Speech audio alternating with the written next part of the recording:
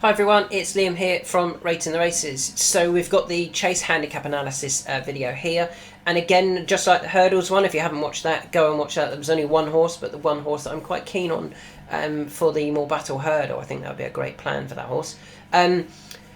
There's not a lot here because a lot of the decent racing was actually happening in Ireland, and there was also some good races on Sunday that didn't affect those.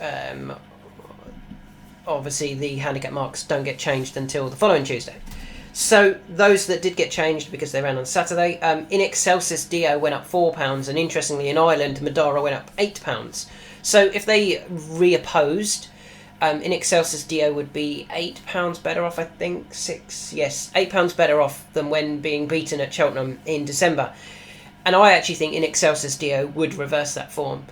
I think the way the race was run at Cheltenham in December, Calico and there was something else that went forward. They went far too early. In Excelsis Dio chased after them, and Madara got outpaced and looked in trouble before finishing strongly. And I think they just went too early. I think all of them went too early, except Madara, who's probably given the best timed ride, and that's why Madara won. But Madara certainly demonstrated that form was strong by them winning at Leopardstown in the handicap. And I think in Excelsis Dio was going to win at Sandown had he not unseated at the last. And I imagine they'll both end up in the Grand Annual. But I think in Excelsis Dio is definitely got a big chance in that Grand Annual. Another one for JP McManus, who's certainly starting to get a strong hand there. I still like Saint Noir. His handicap mark might not be dropping quick enough to be a big player there, and you can imagine Andy Dufresne's going to turn up off no weight again, or off no weight this time, and suddenly be, we forgot about Andy Dufresne running a big race as well. But in Excelsis Dio, off a £4 higher mark at 137, I do think can go close next time, and I think that will be in the Grand Annual. Two away from Cheltenham that I don't think will be running at the Cheltenham Festival, and the first one is Enrillo, who's dropped £1 to 134 after finishing second in the Scottish Edinburgh National. Well beaten by Inisor, no doubt about that. You know, it's not like he was close, and I can understand why he's dropped £1. I did actually put that in my review video. That's what I was hoping for. Dropped £1 to 134, and I think the long-term plan could well be that Bet365 Gold Cup. Now that he's finishing his races, you can see that he's finished 3 of his last 4. The only one he actually didn't was the Bet365 Gold Cup when he fell at the second. But you can see he only went off 8.5 to 1 for that, 17 to 2. He's also run in it and gone off 9 to 2. And he ran, what did he go off before? 7 to 2. So he went off 7 to 2, 9 to 2 and 17 to 2 for this race, the Bet365 Gold Cup, which I think will be the long-term plan. I do think there's a race that they could go beforehand, where even if they win it, it wouldn't be the worst thing, because at least it would give the horse a bit more confidence again.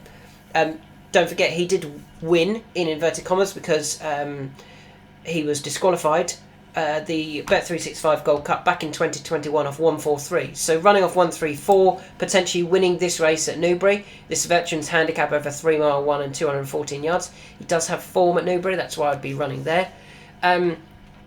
If he was to win that, he would just, he could go up £3-4 up to say 137, 138. He would still be lower than when he'd won it, and he'd still be nicely handicapped, and he would have confidence coming into the race, whereas the last couple of years coming into it, so he turned up in 2022 off the back of a fourth, a pulled up and a fell, not ideal, and he turned up in 2023 off the back of a sixth, a pulled up and a fell, not ideal, whereas this year he might turn up off the back of a fourth, a second, and if he won 4-2-1 going into that race, that would be very, very interesting for Enrillo. Finally, another horse that I do want to talk about is Montmirail. He actually traded 1.73 in the run, so he travelled into it nicely. Maybe he isn't getting home now. Not getting home, sorry. Maybe he is finding it just happening a bit too quick, and he does need to step up to 3 mile at the age of 7.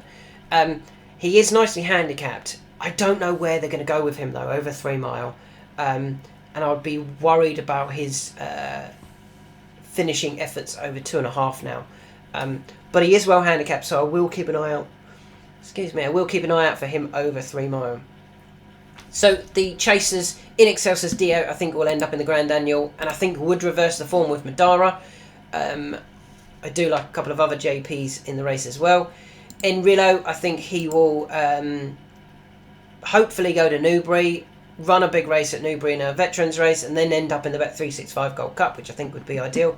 And Monmoral is one I'm looking out for, but I'm not sure where he's going to go. But probably up to 3 Mile again now.